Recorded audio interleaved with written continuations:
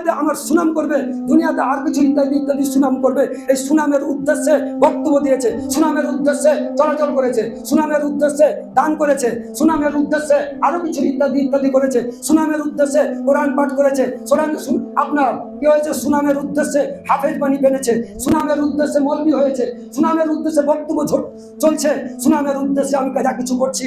বলছে এইরকম উদ্দেশ্য যদি থেকে থাকে, তাহলে আল্লাহ বলছেন তাকে কি করা হবে, মান কানা ইউরিদু হাসাল আখিরাতি নাসিব লাহু ফিহা ওয়া মান কানা ইউরিদু হাসাদ দুনিয়া নুতিহি মিনহা ওয়া মা লাহু ফিল আখিরাতি মিন নাসিব। যারা দুনিয়াবী চিন্তাধারায় সমস্ত কিছু কাজগুলো করছে, তাদেরকে আল্লাহ তাআলা দিবে দুনিয়াতে, ও তখন ওতেই কিন্তু একবার মধ্য থেকে যাবে, আর কিন্তু আল্লাহ বুঝবে না, সত্য বুঝবে না, ভালো মন্দ বুঝবে না। আল্লাহ দিবে কিন্তু এই দুনিয়াতে যত কিঞ্চিত, কিন্তু আখিরাতের তুলনায় যত কিঞ্চিত আর আল্লাহ তাআলা ওই জায়গাতে আখিরাতে তাকে নিষ্ফল করবে, নিঃস্ব করবে, ভিখারি করবে। আর মানে কথায় ভিখারির যেমন কি হয় অবস্থা হয়, বলছে সেই দিন ওখানে ভিখারি আর মালদার হবে সেই জায়গাতে দুনিয়াতে থেকে দুনিয়াতে সমস্ত কিছু করে আখিরাতের নিয়তে সমস্ত কিছু কাজগুলো করবো, তখন সে হবে কি ওখানে মালদার। কি হবে মালদারটা? কি নেকির মালদার। আর নেকি থাকলে সেখানে সে মালদার, আর যখন নেকি থাকবে না সে হচ্ছে ভিখারি। অতএব আমরা দুনিয়াতেই থাকবো, দুনিয়াতে আমাদেরকে থাকতেও হবে। আর আল্লাহ তাআলা আমাদেরকে দুনিয়াতে পাঠিয়েছেন, যেইটাই করতে পাঠিয়েছেন যে তোমরা ওই দুনিয়াতে থেকে তোমরা কি ইনকাম রোজগার করে আখিরাতের কি পুঁজি বানাচ্ছো, আখিরাতের মালদার কি হচ্ছ না আখিরাতের ভিখারি বানছো, তার জন্য পরীক্ষামূলক তোমাদেরকে আমি পাঠিয়েছি। তার জন্য আল্লাহ তাআলা নবী সাল্লাল্লাহু আলাইহি ওয়াসাল্লাম বলেছেন আপনার বলেছেন কি যে দুনিয়াটা হচ্ছে তোমাদের আখিরাতের খেতে দেয়, আখিরাত কামানোর জমি, আর দুনিয়া ও মাজরাআতুল আখিরাত। দুনিয়া হচ্ছে ওই আখিরাতের কি মালদার বানার জন্য তোমাদেরকে এইখানে দুনিয়াতে সম্পত্তি করে পাঠিয়েছি, সম্পত্তি স্বরূপ সম্পত্তি রূপে তোমাদেরকে পাঠিয়েছি। অতএব এই সম্পত্তিদের থেকে তোমরা কি করছো, আখিরাতের মালদার বানার জন্য তোমরা একান্ত ভাবে প্রচেষ্টা করো। এইটাই হবে জরুরি, এটাই হবে ইমানদারদের কাজ, এটাই হবে মুসলমানদের কাজ, এটাই হবে কি আল্লাহ এবং আল্লাহ রাসূল সাল্লাল্লাহু আলাইহি ওয়াসাল্লামের আল্লাহর বান্দা এবং নবীজি সাল্লাল্লাহু আলাইহি ওয়াসাল্লামের উম্মতের কাজ। অতএব আমরা কি করবো, প্রত্যেকেই আখিরাতের চিন্তাধারাতে দুনিয়াতে আমরা চলাচল করবো ইনশাআল্লাহ। হাঁটবো, তাও নবী কেমন ভাবে হেঁটেছে সেটা করবো। এক কথা কোরআন ও হাদিসের অনুপাতে হাঁটা চলা খাওয়া পড়া উঠা বসা লাজ লজ্জা পোশাক ইত্যাদি যত কিছু সব নবী এবং আল্লাহর হুকুম অনুসারে আমাদেরকে চলতে হবে এবং চলার আমাদেরকে চেষ্টা করতে হবে। তাই আমাদেরকে আল্লাহ এবং আল্লাহ রাসূলের পথে চলার জন্য আমাদেরকে একান্ত পক্ষে আল্লাহ এবং আল্লাহ রাসূল সাল্লাল্লাহু আলাইহি ওয়াসাল্লামের ওই মতামতগুলোকে জানার জন্য আর যেভাবে চললে আখিরাতের মালদার বানবো, তার জন্য আমাদেরকে প্রচেষ্টা চালাতে হবে। সেই বই কিতাব ইত্যাদি ইত্যাদি আমাদেরকে ওই জিনিসটা করতেই হবে। আল্লাহ এবং আল্লাহ রাসূল সাল্লাল্লাহু আলাইহি ওয়াসাল্লামের কোরআনের আমাদেরকে জ্ঞানী হতে হবে। আর জ্ঞানী না হলে আমরা কিন্তু ওই মালদার বানার জন্য আমরা কি করবো, ছাগল খাসির মতো যা মনে যাবে সেটাই ধর্ম মনে করবো, যেটা মনে করবো যেটাই হচ্ছে সেটাকেই ধর্ম মনে করবো। কিন্তু সেই রকম ধর্ম মনে করে আমি দুনিয়াতে যদি বসবাস করি, তাহলে সেটা ধর্ম নয়। ধর্ম সেটাই আল্লাহ এবং আল্লাহ রাসূল সাল্লাল্লাহু আলাইহি ওয়াসাল্লাম যে পদ্ধতিতে চলতে বলেছেন আর যেটাতে নিষেধ করেছেন তারই নাম হচ্ছে ধর্ম। অতএব আমরা কি করবো, যে কোনো কাজকর্ম করবো দুনিয়াতে থেকে আমরা কি করবো, আল্লাহ এবং আল্লাহ রাসূল সাল্লাল্লাহু আলাইহি ওয়াসাল্লামের আদেশ ও নিষেধকে উপলব্ধি করবো এবং সেই অনুপাতে চলার চেষ্টা করবো ইনশাআল্লাহ। টাকাবাজি ধোকাবাজি মিথ্যাতে আমরা জড়িত ইনশাআল্লাহ হবো না। আমরা যথেষ্ট যেভাবে চেষ্টা করবো।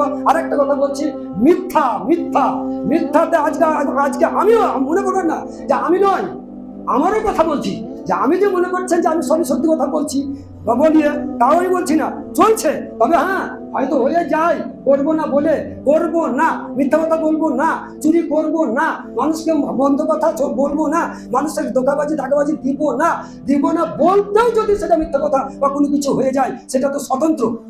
কিন্তু ইচ্ছা করে মিথ্যা কথা বলবো, ইচ্ছা করে সবকিছু করবো, ইচ্ছা করে দাগাবাজি করবো, ইচ্ছা করে আরো কিছু ইত্যাদি ইত্যাদি করবো, ইচ্ছা করে কৌশল করে লোকটার কি করবো, খুঁচা মারবো, এটার নাম মুসলমান না। তাহলে এই জন্যই করা হচ্ছে কি যে আমাদেরকে কি করতে হবে, ইচ্ছা করে করা যাবে না। আল্লাহ নবী সাল্লাল্লাহু আলাইহি ওয়াসাল্লাম বলেছেন সমস্ত পাপের মূল হচ্ছে মিথ্যা কথা। বুঝতে পারছেন?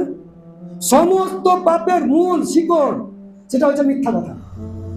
মিথ্যা যখন বললাম আমাদের খালি পাপ হতেই থাকবে। নিরুপায় পর্যায়ে পড়বো, যখন দেখা যাবে না বললে হয়তো আমার মৃত্যু হয়ে যাবে বা হয়তো আরো কিছু আমাদের তো ধর্মের কোনো ক্ষতি হয়ে যাবে, তাহলে সেটা আলাদা কথা, স্বতন্ত্র কথা।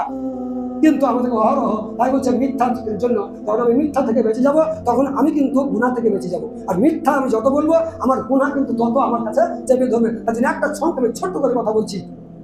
কি নবী করিম সাল্লাল্লাহু আলাইহি ওয়াসাল্লামের কাছে একটা লোক গেলেন, আপনি তো অনেক মানুষকে তো উপদেশ দিচ্ছেন, এটা করিয়েন না, ওটা করিয়েন না, সৎ পথে চলেন, নবীর পথে চলেন, আল্লাহর পথে চলেন, আর তারা হচ্ছে সে হচ্ছে কাফের। ও বলছে আপনি তো অনেক বলেন, আমরা অনেক আপনাকে অনেক কিছু ধিক্কারও দিয়েছি, আপনাকে খুব লাঞ্ছনাও করেছি, কিন্তু আমি আমার কাছে এসেছি যে আপনি যে এত এত করেন, তা আমি আপনার কাছে এসেছি একটাই কথা, যে আমি তো আপনার কাছে ওই কথাটা শোনার জন্য এসেছি। তো কি আপনি কি বলছেন, তা সেটা আপনাকে আমাকে শিখাতে হবে বা বলতে হবে।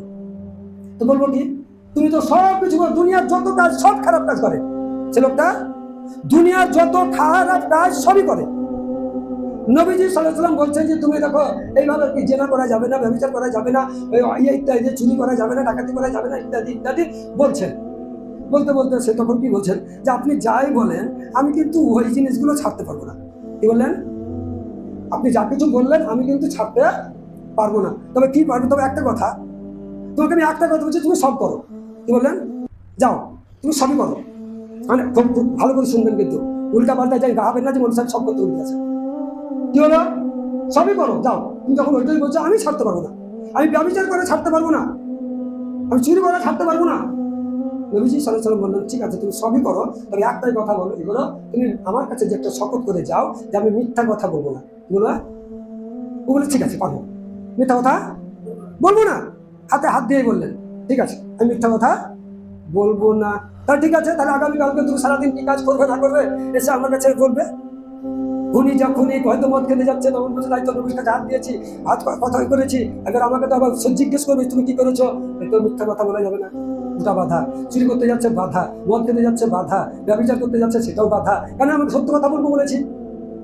তাহলে সত্য কথা বলবো বলেছি বলে তিনি সব ছেড়ে দিলেন। ছেড়ে দেওয়ার পরে নবীজি সাল্লাল্লাহু আলাইহি ওয়াসাল্লামের কাছে গেছেন, বলছে হ্যাঁ আপনি যে আমাকে বলেছেন সত্য বলবো বলেছিলাম, আমি সেই কথাটা আমি আজকে পরীক্ষা করে দেখলাম, আমি সত্য বলার কারণে আমি আর কোনো জায়গাতে আর আগাতে পারলাম না। অতএব আপনার উপদেশ আপনি কলমা আমাকে পড়িয়ে দেন। আর কলমা পড়ে নিলেন, আর এই সত্য কথার বাদলতে তিনি কি করলেন, সমস্ত কাজকে ছেড়ে দিলেন। আর যখন মিথ্যা কথা বলা হবে সব কাজকে ধরে ধরে দিলেন। অতএব আমি বলবো যে আমরা যদি পাপ থেকে বেঁচে থাকতে চাই, তাহলে আমরা কিন্তু অহরহ মিথ্যা কথা, অহরহ ধোঁকাবাজি কথা, অহরহ ধোঁকার কৌশল করা, অহরহ মিথ্যা করে আরো কিছু কৌশল করা, এটা কিন্তু মুসলমানের কাজ নয়, এটা নবীওয়ালা কাজ নয়, এটা কোরআন হাদিসওয়ালা কাজ নয়। অতএব আমরা মুখে মুসলমান থাকবো না, কাজেও কিন্তু মুসলমান হবো ইনশাআল্লাহ। আল্লাহ তাআলা আমাদের সকলকে যেন বেশি বেশি করে ওই মিথ্যা থেকে আল্লাহ তাআলা আমাদেরকে যেন বাঁচান। আর মিথ্যা থেকে বাঁচলেই আমরা কিন্তু সমস্ত খারাপ কাজ থেকে বেঁচে যাবো ইনশাআল্লাহ। সেটা কিন্তু শয়তান আমাদেরকে প্রশ্ন দিতে পারবে না। আল্লাহ তরফ থেকে আমাদের মাদদ হবে, আরো ফেরেশতারা আমাদেরকে মাদদ করবে, আরো কিন্তু সাহায্য করবে। অতএব আমরা মিথ্যা থেকে মিথ্যা ছাড়বো, আর আল্লাহ এবং আল্লাহ রাসূল সাল্লাল্লাহু আলাইহি ওয়াসাল্লামের উদ্দেশ্যে আখিরাত বানানোর জন্যই, ওই উদ্দেশ্যে দুনিয়াতে যত কিছু কাজ সেগুলো আমরা করবো ইনশাআল্লাহ। আল্লাহ তাআলা আমাদের সকলকে যেন নবীওয়ালা কাজ এবং আল্লাহওয়ালা কাজ করার জন্য আল্লাহ তাআলা আমাদেরকে তৌফিক এনায়েত করেন। আমা আলাইনা ইল্লাল বালাগ। আল্লাহুম্মা সাল্লি আলা মুহাম্মাদিন।